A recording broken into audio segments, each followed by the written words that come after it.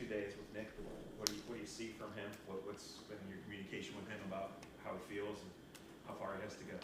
Yeah, so the excitement started way before he got on the field. From the players in the building, personnel in the building, just knowing that Nick was being able to go out there and practice, you know, being able to put on his shoulder pads, being able to put on his helmet and run around with the guys. So they were all excited. You felt the energy from everybody. And getting out on the field, I remember telling him, hey, man, your first day back, just get out there, run around, have fun, and don't worry about anything else. And that's what I told him. About Nick, like to be such a man of few words, but to kind of draw everybody and be somebody that gravitates to him. Like, what is it about him? I think you asked the question and answered it also. Man of few words, but a lot of actions there. So you going out there yesterday, he's running around, and you guys know Nick. You got to save Nick from Nick. He wants to go out there. He wants to be on the scout team. He wants to run around on special teams. He wants to come over there and do drills. So you got to slow Nick down. And all the players and coaches see that, and we feed off of that. By the same token, I noticed even that first day when we were watching that you're not going easy on him by any stretch of the imagination when you're putting him through the individual drills. And he's getting a little gas just like everybody else. So can you just talk about the fact that you're just riding him hard like you do everybody? Oh, yeah, that's not going to change. That's me. And Nick knows that, and Nick doesn't want it any other way. So he don't want you to come out there and give him anything special or lighten up on him, and I'm not. So I'm going to push him. If you tell me that it's a guy out there that can practice, no matter who it is, he's going to get the same treatment. Now, on the other side of that, don't forget, Naheem came back also. He was able to come back out there and practice and run around. And we know what type of plays this kid has made in this league. He's been special in this league. So to get both of those guys back is really good. I wanted to ask about Naheem too. When you get both those guys back, and I know it's only been 2 days, do you get a sense of, okay, they're going to be physically okay, and we're going to, eventually they're going to be what we need them to be? Can you tell that in 2 days? Yeah, that's a process. That's a process. Once again, going back to what I said earlier about just telling Nick, told Naheem the same thing. Hey, just go out there, run around, have fun. Because being in those shoes before, being injured, coming back, not knowing if you're going to be yourself or even close to being a shell of yourself, you want to get out there with your teammates. You want to run around. You want to burst. You want to make cuts on your own before you go against the defense or before you go against special teams. And that's some of the things they did. And that's what you got to do your first initial practice. Now, from there, we'll build to see where they are. What is it about Nick that, you've coached a lot of running backs, and you've been around a lot of running backs. What is it that sets him apart from anybody else that you've been around? It's simple. It's the work ethic. Now, I've been around a lot of good running backs, and all of them work. Nick works hard, and he's finishing. So when you look at Nick versus the scout team, no matter who it is, defensively, no matter what plays he has, no matter if he has the ball or not, he's finishing 20 and 15 yards down the field. So that's what makes Nick special. How does that sort of influence the other backs to see a guy who's one of the best backs in the league? He does that. Does that sort of trickle down then? Those guys feel the need to do that too? Without a doubt. But I think the most important thing about that is seeing Nick come out there the first day and doing it. They expect for Nick to kind of get in a groove, maybe week 2, week 3, and to see him finish like that. No, it was the first day he's out there finishing 20 and 30 yards down the field. How do you evaluate the run game through 4 weeks, good and bad? Yeah, so when I look at it, it's all about us. Everything starts with the running backs and what I can do better and what they can do better. So we don't look outside of our room. We look at our room first, and we're hard on our room. I'm hard on our room, and I'm hard on them, and I'm hard on myself. There's a lot of things we can do better. We can finish better as running backs. Of course, execute and landmarks, eyes. It's a lot of things we got to clean up for it to be better. Can you think of anyone throughout your whole entire career that has ever tried to come back from 2 major knee reconstructions like this? No. So this is really going to be historic for him to pull this off, right? Yeah, coming back from 1. It's historic to me. Coming back and the percentages on serious injuries when they tell you from a doctor's perspective, You know, if you can play, if you can, at what percentage you're going to be. You know, with guys like Nick and other guys who's been in that position, myself, you push yourself like no other. You know, you love when someone tell you that you can't do anything. It fuels the fire. Duce, you said that's me and I'm hard on these guys. Is your coaching style, is that just natural? Does it come from somewhat from your own experiences? What do you think has formed your coaching style? It just comes from me looking back over my career on a lot of things that I could have done better. I'm able to share those experiences with the running backs. Being in those shoes once again, being in that seat, and remembering things that, oh man, I wish I had an opportunity to do this again, or opportunity to do that again. I'm able to share my experiences with them and try to make them better. That's where it comes from. You had a pretty good career, didn't you? I was an average player with a cool name, man. That was it, man. You heard Duce, you know. It didn't match up to the play. Jerome had a bunch of catches last week. What's made him effective as a receiver, and what do you see from him in that area? Yeah, I'm proud of Jerome, actually, just being able to build his game and add on to his game a little bit more. It's not a finished product by far, and he'll tell you, and I'll tell you. And we're going to continue to work on just the little things with Jerome. And just seeing him, he can catch the ball. You know, he can catch the ball no matter what the route is, from a check down to an option. He's a valuable receiver out of the backfield. So just being able to see him catch the ball last week is some of the things he's been doing throughout training camp and OTAs. How does getting Pierre back make the team better? Oh, it makes it a whole lot better, especially the room. But starting with special teams, which is we all know is valuable, getting him back out there as a returner, and as we move on, being a gunner or whatever, just the juice he brings, the speed he brings, the aggressiveness he brings, and you can take those words and put them into the running back room also. Good. Thanks, guys. You gotta put a little more respect on yourself. 3 1,000-yard seasons. Not everybody can say that. I'm just gonna call a spade a spade. I may have had a good run here, a good run there, and I celebrate. Ain't no doubt about it. Yeah, that's all that matters.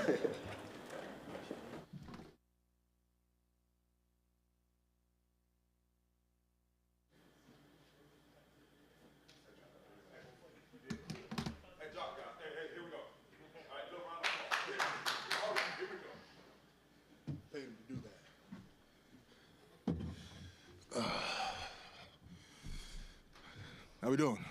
Good, how you doing? Hey, Duce just told us he was an average player with a cool name. Is that a fair scouting report? No. Duce was a heck of a player. Really good, just change the pace back, catch passes out the backfield. I mean, he was a hard runner.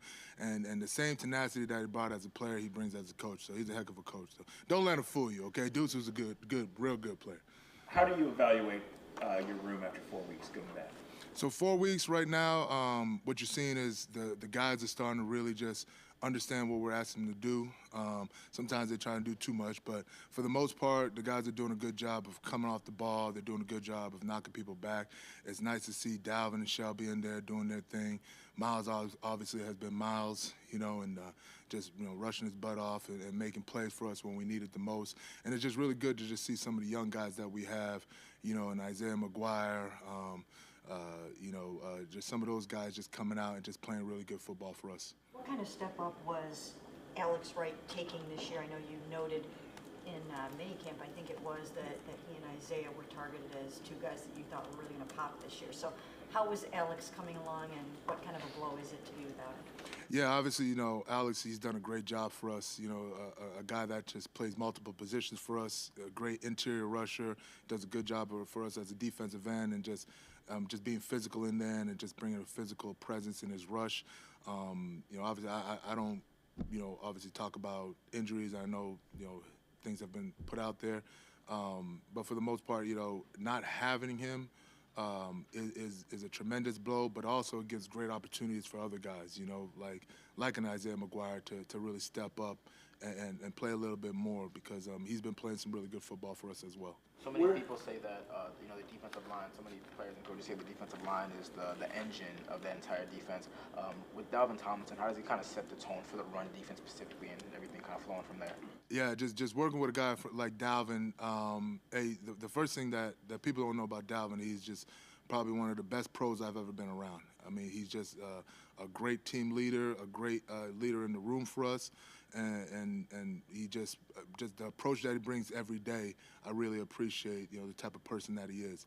Now, as a player, I mean, he's an immovable object. You see him in there, he's knocking people back. He sets the tone for us, not only in practice but in the game. So just having him out there doing his thing has just been really good for us. And I think he's just really starting to scratch the surface of what he can do in this defense for us. You mentioned Isaiah, just from even the Dallas game to now, how has he kind of grown, and where is the biggest strides been made for him? Yeah, a lot of people don't know. Isaiah is a heck of a pass rusher. He's slippery. He does his thing. He hasn't had as many opportunities this year to do that. We got some older guys in there. Zadarius, Obo, Miles, but he's starting to really. I'm starting to get him in the lineup a little bit more. He had a great play for us the other day on that short yardage play where he caused the fumble, just doing his job. So with Isaiah, he's continually growing, he's continually developing, always staying after practice, getting a little extra work, coming to me asking for film, so he knows exactly what he needs to do in the game. So I'm really excited about his development and what he can do for us in the near future. I know, Jacques, even in the spring, you had kind of singled him out as a guy who was doing a lot through that offseason program. Just what did you even see back then, and how has it translated through these opportunities he's gotten so far? Yeah, the main thing I saw from Isaiah was he was hungry.